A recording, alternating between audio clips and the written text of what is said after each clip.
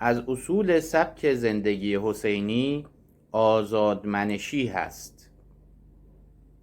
آزادمنشی یعنی بی قید و بند زندگی کردن یا رهایی از قید و بندهای هوا و هوس و دستورات شیطانی، و یا بالاتر هنری هست برای ایستادن در برابر طوفان‌ها. کلمه آزادگی قشنگترین کلمه‌ایه که میشه در قاموس زندگی حسینی پیدا کرد. خیلی وقتها فکر میکنیم آزادگی یعنی هر کاری دلم خواست انجام بدم، اما در مکتب امام حسین علیه السلام آزادگی یعنی تن ندادن به بندهایی که ستمگر به دست و پای روح انسان میبنده. دو نقطه عطف طلایی در سیره امام حسین علیه السلام در تاریخ ثبت شده که مؤلفه آزادمنشی آن حضرت رو با این دو نقطه میشه تبیین کرد. یکی در آغاز حرکت در مدینه پیامبر و دیگری در اوج حادثه کرب و بلا. اولین واقعی که در زندگی امام حسین علیه السلام تاریخ به صورت برجسته ثبت کرده زمانی هست که ولید حاکم مدینه از امام حسین علیه السلام خواست که با یزید بیعت کند.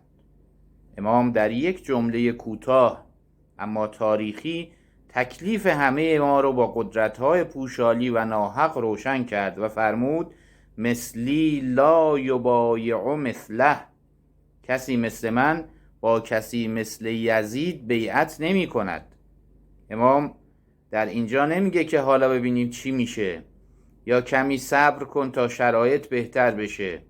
امام به ما یاد میده که وقتی یک قدرتی به نام دین ولی بر پایه فساد، ظلم و نادیده گرفتن ارزش‌های الهی بنا شده باشه، حتی یک لحظه هم نباید به اون اعتبار داد. این یعنی نه به مصلحت اندیشی‌های ذلتبار. امام حسین علیه السلام با این جمله به ما آموخت که ارزش انسان مؤمن بالاتر از اون است که به هر قدرت توخالی و صندلی ناحق لبیک بگوید. اما شاید قشنگترین لحظه آزادمنشی امام حسین علیه السلام رو باید روز عاشورا دید.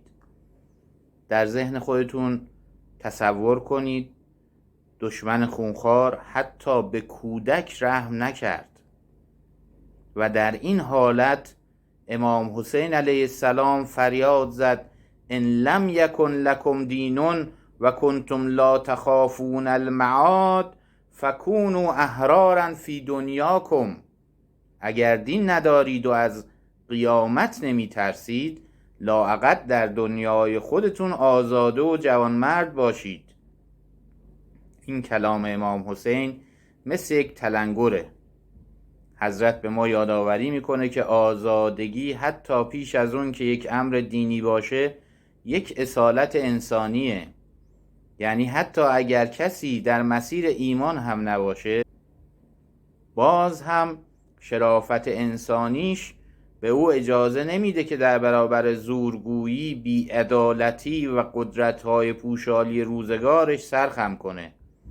ما امروز هم با قدرت‌های پوشالی طرف هستیم که ادعای معنویت و به سعادت رساندن انسان‌ها رو دارن. گاهی این قدرت پول و ثروته که میخواد عزت ما رو بخره. گاهی فشار افکار عمومیه که میخواد ما رو مجبور به همرنگ شدن با جماعت خطاکار کنه و گاهی ترس از دست دادن موقعیته. درس امام حسین علیه السلام برای ما اینه که آزاده باش، یعنی در دنیای امروز برای حفظ آبرو و کرامتت به هیچ ناحقی بله نگو.